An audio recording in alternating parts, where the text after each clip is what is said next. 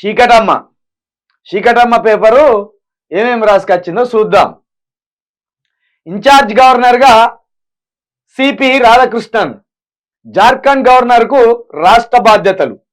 పుదుచ్చేరికి కూడా ఆయనే. ఇవాళ రాజ్ భవన్లో ప్రమాణ స్వీకారం. తమిళసై రాజీనామాకు రాష్ట్రపతి ఆమోదం. ఒక పని చేయకపోయినలు ఇప్పుడు జార్ఖండ్ గవర్నర్కే మన రాష్ట్ర బాధ్యతలు కూడా అప్పగిస్తాను. ఈయన ఎవరు? బీజేపీకి సంబంధించిన ఈయన కూడా ఒక పని చేయరు. మరి కర్ణాటక సీఎంనే తీసుకొచ్చి ఇక్కడ సీఎంగా పెట్టపోయారు.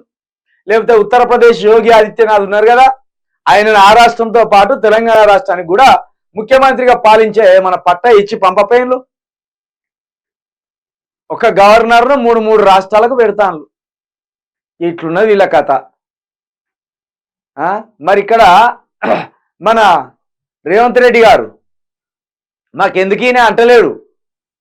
వెల్కమ్, ఇంకో 4 స్టేట్ల గవర్నర్గా ఉన్నా కూడా మాకేం ఇబ్బంది లేదు, వెల్కమ్.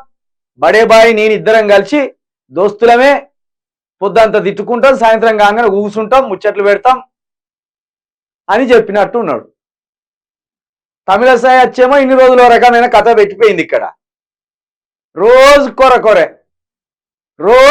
కొర మొత్తం ఏదైనా పాలన అదుపు తప్పిపోతుంది, కింద మీద అయింది రాష్ట్రం అన్నప్పుడు గవర్నరు పూసిపుచ్చుకొని ఏలు పెట్టి ఆ సమస్యను పరిష్కరిస్తారు. ఇక మన అమ్మ తమిళసై సౌందరరాజన్ గారు ఏం చేసిండ్రు? లేని కాబోయే ఏలు పెడుతుంది. అంటే అట్లా పెట్టాలి ఏలు అని మోడీ చెప్పి పంపిండు. కాబట్టి రోజు వచ్చి ఏదో ఒక ఏలు పెట్టి లొల్లి పెట్టింది. ఇక కేసీఆర్ కొమ్మచ్చింది, గవర్నర్ లేదు ఏం లేదు, ఎవరిని పట్టించుకోవద్దు మనం అనుకున్నాం. ఇక ఇప్పుడు అంతకంటే ఎక్కువనే అయింది. ఇటు జార్ఖండ్ గవర్నర్ తీసుకొచ్చి మనకు అటు పుదుచ్చేరికి రెండిటికి ఆయన్నే గవర్నర్గా పెట్టింది. ఇప్పుడు ఈయన ఎందుకు వచ్చిండు అనుకుంటాను? పార్లమెంట్ ఎన్నికల సందర్భంగానే వచ్చిండు. ఇక ఆయన ఆడిందే ఆట, పాడిందే పాట. అంటే రేవంత్ రెడ్డికి ఏం ఇబ్బంది పెడతాడో మరి పెట్టడో తెలియదు కానీ, ఎందుకంటే బడే బాయ్ తోటి చోటే బాయ్ మంచిగా స్నేహంలో ఉన్నాడు కదా.